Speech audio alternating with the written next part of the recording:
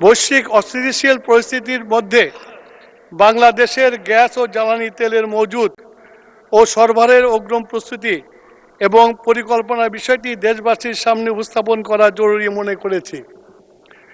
বিভ্রান্তি সৃষ্টির মাধ্যমে জনসাধারণের মধ্যে যাতে কোনো মহল উদ্বেগ উৎকণ্ঠা সৃষ্টি না করতে পারে সেই জন্য আজকের আমার এই বিবৃতি। মাননীয় স্পিকার, বিশ্ব আজ এক অস্থির সময় অতিক্রম করছে। আন্তর্জাতিক সংঘাত, ভূরাজনৈতিক উত্তেজনা, সরবরাহ ব্যবস্থার ঝুঁকি ও জ্বালানি পরিবহনের অনিশ্চয়তা সব মিলিয়ে বিশ্ববাজারে এক ধরনের অস্থিতিকর পরিস্থিতির সৃষ্টি হয়েছে। বিশেষ করে মধ্যপ্রাচ্যের উত্তেজনা বিশ্বজুড়ে জ্বালানি সরবরাহ ব্যবস্থা চাপের মুখে ফেলেছে। এই অভিঘাত বিভিন্ন দেশের মতো বাংলাদেশেও এসে পৌঁছেছে। কিন্তু আমি অত্যন্ত দৃঢ়তার সাথে এই সংসদকে জানাতে চাই, মাননীয় প্রধানমন্ত্রী জনাব তারেক রহমানের নির্দেশে তত্ত্বাবধানে আমরা সঠিক এবং সময়োপযোগী প্রস্তুতি নিয়েছি সরবরাহ ব্যবস্থা স্বাভাবিক ও পরিচ্ছন্ন রাখতে এবং জনগণের স্বস্তি নিশ্চিত করতে নিরলসভাবে আমরা কাজ করে যাচ্ছি। মাননীয় স্পিকার, স্পষ্টভাবে বলতে চাই, এই পর্যন্ত বাংলাদেশের জ্বালানির কোনো ঘাটতি নাই, বরং আমরা গত বছরের তুলনায় সরবরাহ আরও বৃদ্ধি করেছি। গত বছরে এই সময় যে পরিমাণে জ্বালানির তেল বিক্রি হয়েছিল, এবছর তার চেয়ে বেশি সরবরাহ নিশ্চিত করতে পেরেছি। বর্তমানে সরকার দায়িত্বভার গ্রহণ করেছে 17 ফেব্রুয়ারি 2026 তারিখে।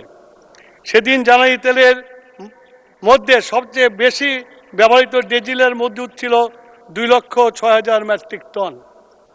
অদ্য 30 মার্চ 26 তারিখে দেশের ডিজেলের মজুদ আছে 2,18,000 মেট্রিক টন। বর্তমানে সরকার দায়িত্ব গ্রহণ করার পর 17 ফেব্রুয়ারি থেকে 29 মার্চ পর্যন্ত 41 দিনে ডিজেল বিক্রি হয়েছে 4,82,000 মেট্রিক টন। মাননীয় স্পিকার,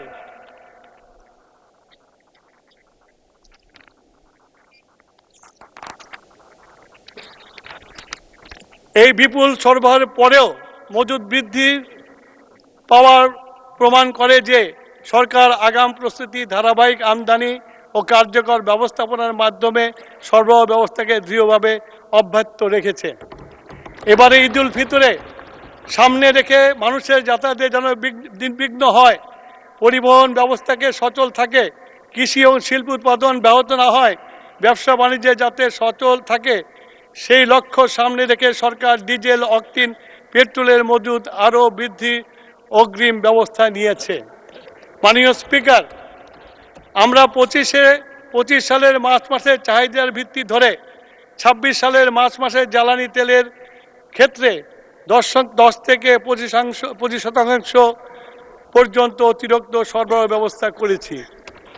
অর্থাৎ সরকার সম্ভাব্য চাহিদার চেয়েও বেশি প্রস্তুতি নিয়ে রেখেছে যাতে বাজারে কোনো ধরনের সংকট বা কৃত্রিম চাপ সৃষ্টি না হয়।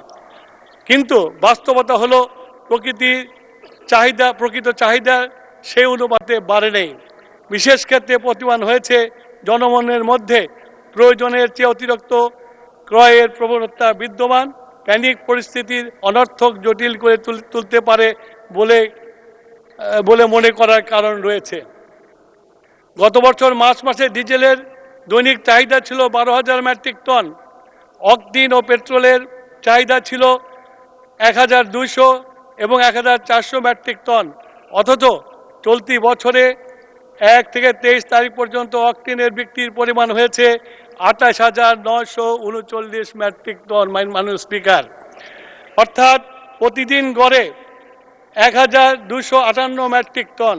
এই ক্ষেত্রে স্পষ্ট হয় যে বাজারে জ্বালানি প্রবাহ অব্যাহত রয়েছে। মাননীয় স্পিকার, একটি বিষয়ে সকলকে পরিষ্কার করতে চাই, আমাদের মোট ব্যবহৃত জ্বালানির 63% ডিজেল, যার সরবরাহ স্বাভাবিক। অর্থাৎ মোট ব্যবহৃত জ্বালানির 6.8% হলো অকটেন আর 6.77% পেট্রোলের জন্য ফিলিং স্টেশনের দীর্ঘ লাইন জ্বালানির ব্যবস্থাপনার সঠিক চিত্র প্রতিফলন করে না। এখানে প্রয়োজনীয় জ্বালানি সংগ্রহের মাধ্যমে মজুদ প্রবণতা থাকায় সংকট কৃত্রিমভাবে তৈরি হয়েছে। এই সংকট উত্তরণে সরকার সচেষ্ট রয়েছে তারেক রহমান সাহেবের নেতৃত্বে।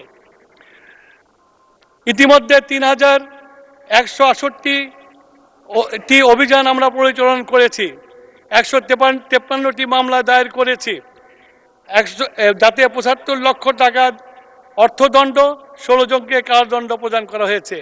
এছাড়া অভিযানের মাধ্যমে ১,৪০,০০০ litre diesel, ২২,০০০ litre octane, ২৩,০০০ litre petrol সহ ২,০৮,০০০ লিটার তেল উদ্ধার করা হয়েছে। এই ধরনের অপকর্মের রোধে জনগণের স্বার্থে রক্ষার্থে আগামী প্রশাসনের প্রয়োজনে আরও কঠোর হতে দ্বিধাবোধ করবে না।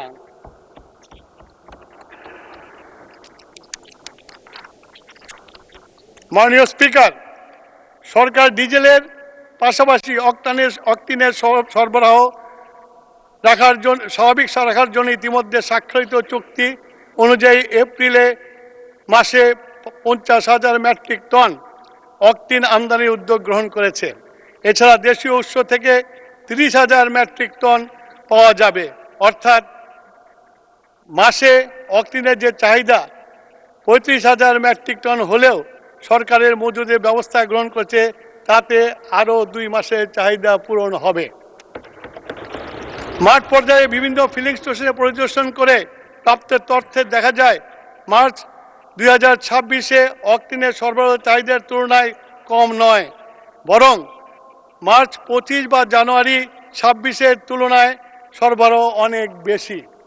কিন্তু ভোক্তাদের আচরণের অস্বাভাবিকতা লক্ষ্য করা যাচ্ছে।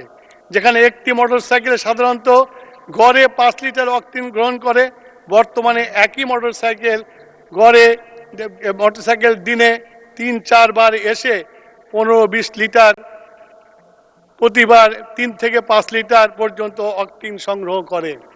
মাননীয় স্পিকার, আমি উদাহরণ দিতে চাই ঢাকার পরিচিত পেট্রোল পাম্পে তেজগাঁও ট্রাস্ট ফিলিং স্টেশন ২০২৫ সালের মার্চ মাসে সেখানে প্রতিদিন গড়ে ৫,৪০০ লিটার অকটেন বিক্রি হতো, অথচ ২৬ সালের মার্চ মাসে প্রতিদিন গড় বিক্রির পরিমাণ প্রায় ১০,৬২০ লিটার, অর্থাৎ প্রায় ৯৬% বৃদ্ধি পেয়েছে।